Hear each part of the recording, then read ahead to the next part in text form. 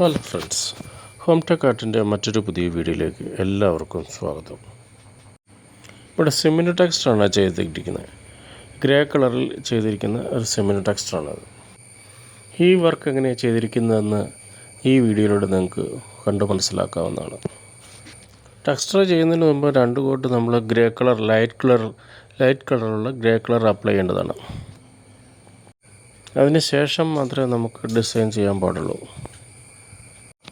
Royal textile റിയാഗ് എന്ന മെറ്റീരിയലാണ് ഞാനിവിടെ ഉപയോഗിച്ചിരിക്കുന്നത്. നല്ല അടിപൊളി മെറ്റീരിയലാണ് കേട്ടോ.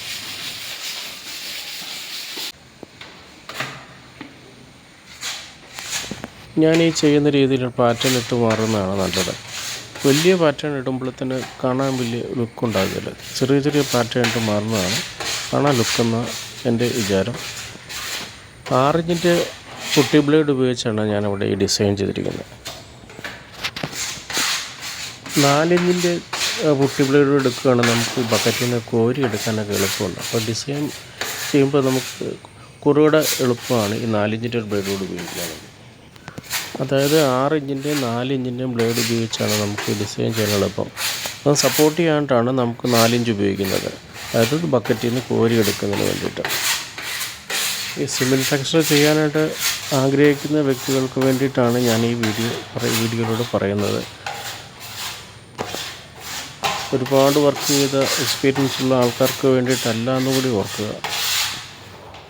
ഈ വീഡിയോയിലൂടെ ആർക്കെങ്കിലും ഈ സിമെൻറ്റ് ടെക്സ്റ്റർ എങ്ങനെയാണ് ചെയ്യുന്നത്, അതിൽ ഏതിൻ്റെ പാറ്റേൺ രീതി എങ്ങനെയാണെന്നൊക്കെ മനസ്സിലാക്കാൻ പറ്റുന്നതാണ്. അത്തരത്തിലാണ് ഞാൻ ഈ വീഡിയോ തയ്യാറാക്കിയിരിക്കുന്നത്.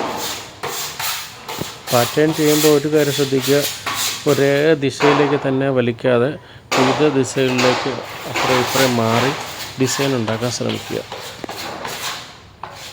കഴിവതും വലിയ ഡിസൈനിലേക്ക് പോകാതെ, അതായത് വലിയ പാറ്റേൺ വലിക്കാതെ കുറേശ്ശെ വലിച്ചു പോകണം, കാണാൻ ലുക്കായിരിക്കും. അത് വളരെ ശ്രദ്ധിക്കേണ്ട ഒരു കാര്യം. ഡിസൈൻ ഇടുമ്പോൾ വളരെ ശ്രദ്ധിക്കുക. ചെറിയ ചെറിയ പാറ്റേൺ ഇട്ട് മാറുന്നതാണ് എപ്പോഴും കാണാൻ ലുക്ക്. നമ്മൾ പ്രത്യേകം ശ്രദ്ധിക്കേണ്ട ഒരു കാര്യം എന്ന് പറഞ്ഞാൽ, നമ്മൾ ഡിസൈൻ ചെയ്യുമ്പോൾ ഏത് കളറാണ് ചെയ്യാൻ ഉദ്ദേശിക്കുന്നത് ആ കളറിൻ്റെ ലൈറ്റ് കളർ വേണം നമ്മൾ അപ്ലൈ ചെയ്യാൻ. അതല്ലെങ്കിൽ നമുക്ക് ഫോക്ക് ഫിനിഷ് കിട്ടത്തില്ല. അതുകൊണ്ട് വളരെ ശ്രദ്ധിച്ച് വേണം ചെയ്യാൻ.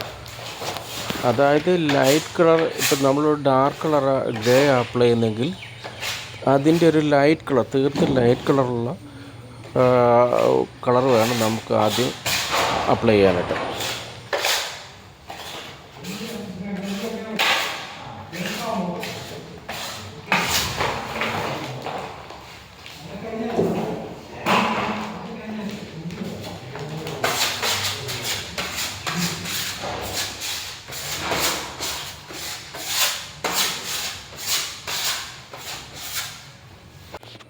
ഇവിടെ ഈ വർക്ക് പൂർത്തിയാകുകയാണ്.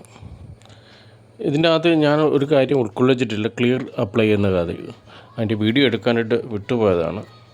റിയാഗോ കമ്പനിയുടെ തന്നെ ക്ലിയർ അപ്ലൈ ചെയ്യേണ്ടതാണ്. നമ്മൾ ഏത് കമ്പനിയുടെ മെറ്റീരിയൽ ഉപയോഗിക്കുന്നു അതിൻ്റെ തന്നെ ക്ലിയർ അപ്ലൈ ചെയ്യുക. 6 ഇഞ്ചിൻ്റെ ബ്ലേഡ് കൊണ്ട് തന്നെയാണ് അപ്ലൈ ചെയ്തിരിക്കുന്നത്. ക്ലിയർ അപ്ലൈ ചെയ്യാൻ അറിയത്തില്ലാത്തവർക്ക് എൻ്റെ മുൻ വീഡിയോയിൽ ഇത് ഞാൻ ഉൾക്കൊള്ളിച്ചിട്ടുണ്ട്, അത് കയറി കാണാവുന്നതാണ്. എൻ്റെ ഈ വീഡിയോ വാച്ച് ചെയ്ത എല്ലാവർക്കും ഒരിക്കൽ കൂടി നന്ദി, നമസ്കാരം.